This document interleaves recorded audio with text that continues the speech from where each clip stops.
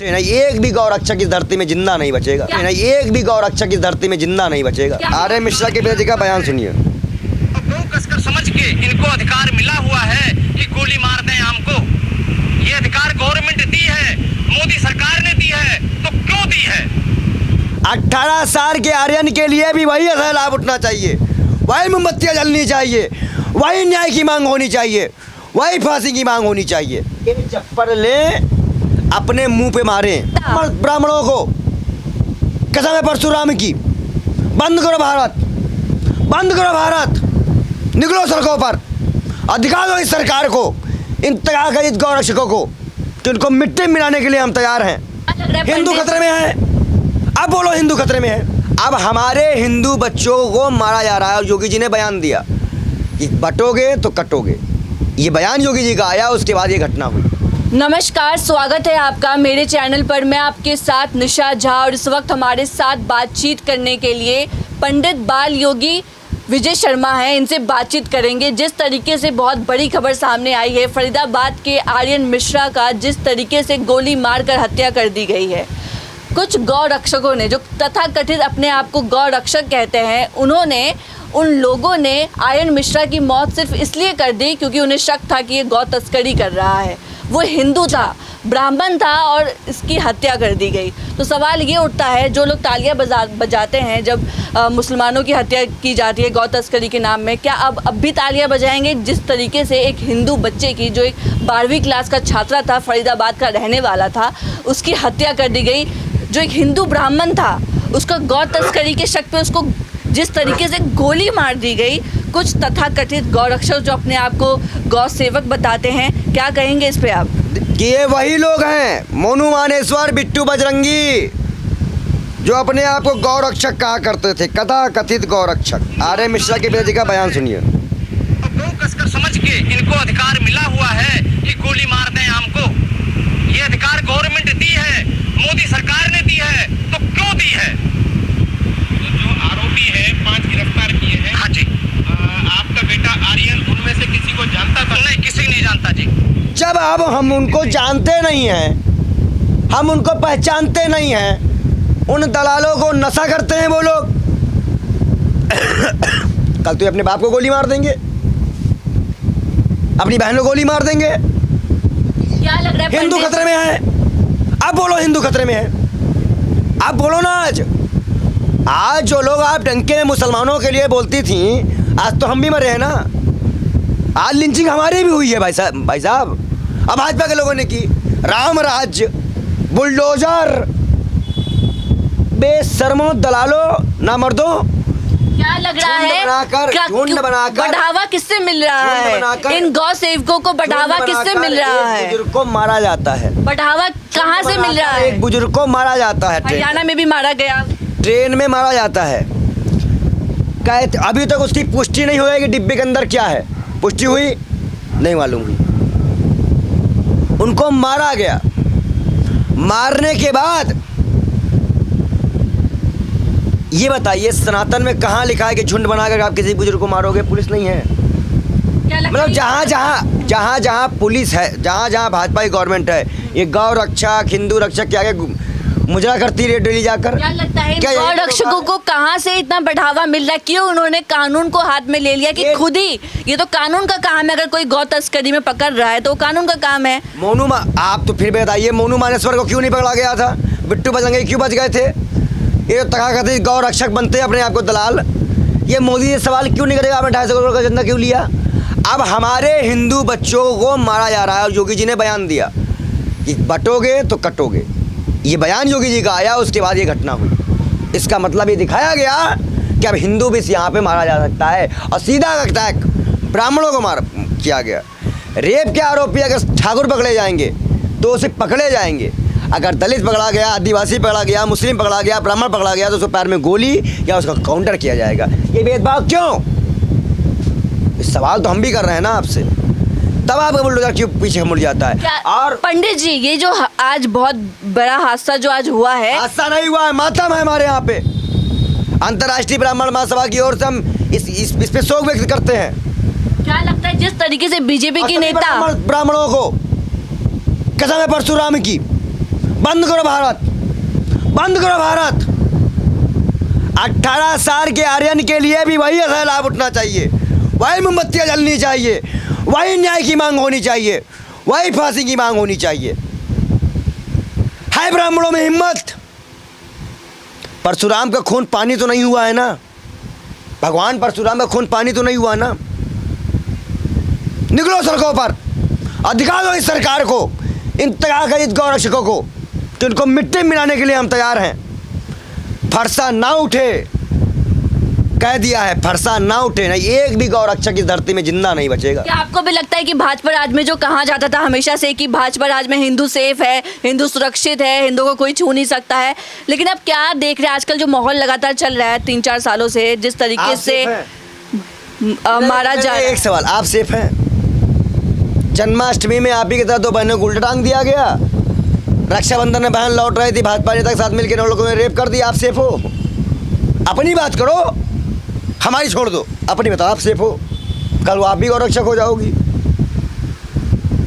या मान लो कल को आप यहाँ से एक गाय हरियाणा से लेके जाओ और यूपी उठा कर रख दो, तो आपको हरियाणा तक में वक्त आपको भी गोली लग जाए। मालूम बाद में चले अरे ये तो नहीं थी, ये तो नीरज झा थी, ये तो पंडित थी, और ये आपके लिए ऐसे आए, हम भी लोग मातम करते रह जाएंगे। आप सेफ हो?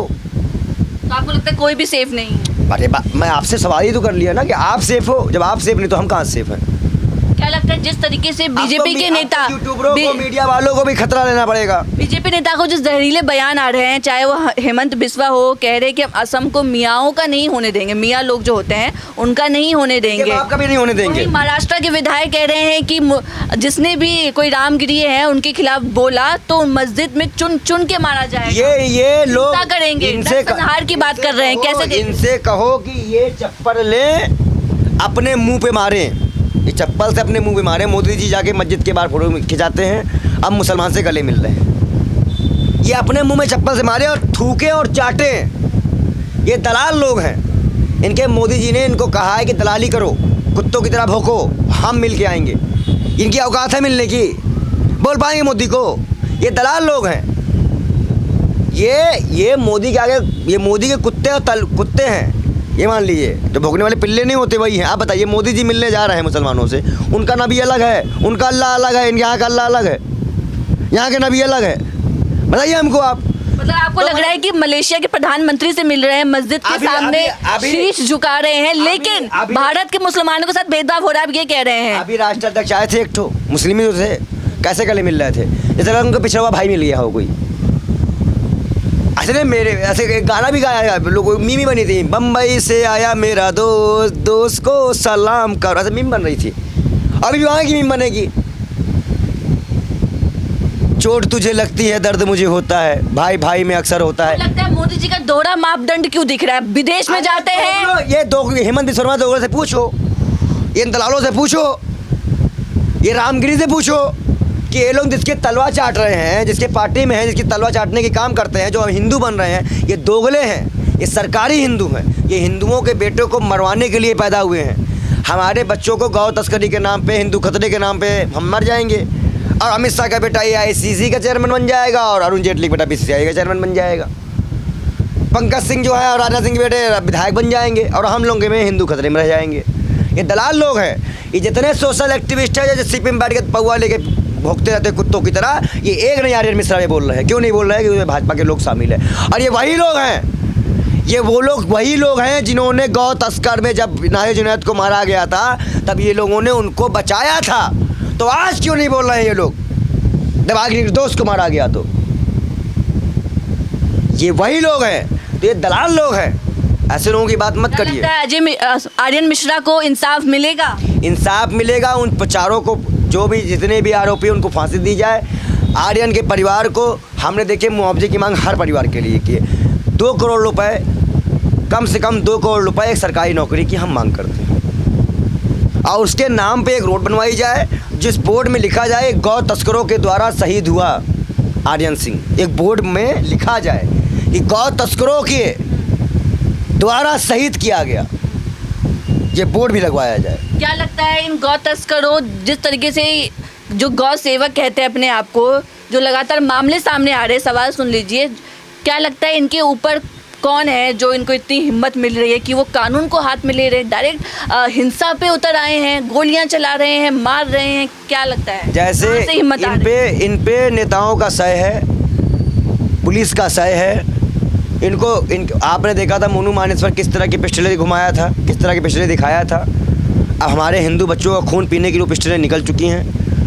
मुझे तो ऐसा लग रहा है कि ये साजिशन हरियाणा में डराया गया है हिंदुओं को कि अगर आप भाजपा को वोट नहीं दोगे तो हम आपके बेटे और बेटियों को इस चक्कर में मार देंगे, इसलिए डरा धमका के वोट मांगा जा रहा है। इसकी जांच होनी चाहिए और इन संस्थाओं को बंद कर देना चाहिए। क्या लगता है अभी तक देश में कोई कानून क्यों नहीं आया गौ सेवकों को लेकर? जिस तरीके से ये मामले लगातार बढ़ रहे हैं, को राष्ट्रीय पशु घोषित कर दो, सारे ये गौ तस्कर खत्म हो जाएंगे, पर बेनिफिट खत्म हो जाएगा, दलाली खत्म हो जाएगी, गुंडागर्दी खत्म हो जाएगी, चुनाव में वोट बैंक लूटना खत्म हो जाएगा, धमकाना खत्म हो जाएगा। ये गुंडों को पैदा करने के लिए सरकार ही पैदा करती है। क्यों? एलविस यादव याद है? एलविस याद है ना? सांप जहर, वो बैन एम्बेसडर था हरियाणा का, किसने बनाया था? खट्टर ने, जिसकी सरकार बदतर थी। तो ऐसे लोगों को कौन पैदा कर रहा है? देश के युवाओं को नशे की आड़ में कौन झोंक रहा है? विकास गुजरात में पकड़ा गया था, उसका नाम विकास है, विकास नहीं हुआ था, विकास। वो सबसे बड़ा ड्रग रैकेट में पकड़ा गया था, भाजपा का नेता है। कितना अच्छा विकास हुआ गुजरात का, पानी में डूब गया। घर के बाहर मगरमच्छ निकला, लोगों ने कहा मगरमच्छ पकड़ कौन पकड़ेगा? हमने कहा मोदी जी को बुलाओ, बचपन में वही पकड़ के गए थे, इतना झूठ बोल के गए हैं। तो ये हालात है देश के। तो मगरमच्छ की कहानी सुन लीजिए, मन की बात सुन लीजिए। आखिरी सवाल है, क्या कहेंगे गौ सेवकों को आप लोग? भाई पूरी जनता को, फरीदाबाद की जनता को इनके घर में घुस के इनको कुत्ता बना देना चाहिए। इनको ब्राह्मणों को अपनी ताकत ललकारते हुए इन गौरक्षकों को गांव से ही बहिष्कृत किया जाए, समाज से बहिष्कृत किया जाए, और एक भी गौरक्षक पूरे हिंदुस्तान में पैदा ना हो, जहाँ जहाँ भी ब्राह्मण लाभी हो, एक भी फर्जी गौरक्षक, एक भी गौरक्षक जिंदा ना बच ना पाए। या तो पुलिस के हवाले कर दिया जाए या तो इलाका छोड़ के भाग जाए। ये नहीं तो अगर हमने फरसा उठाया तो हम कानून नहीं देखेंगे, क्योंकि अब पानी सर से ऊपर उठ गया है। नौजवान, एक हमारे ब्राह्मण कुल का एक नौजवान कुल दीपक बुझा दिया गया, हम बर्दाश्त नहीं कर पा रहे। ये चेतावनी है सरकार को भी।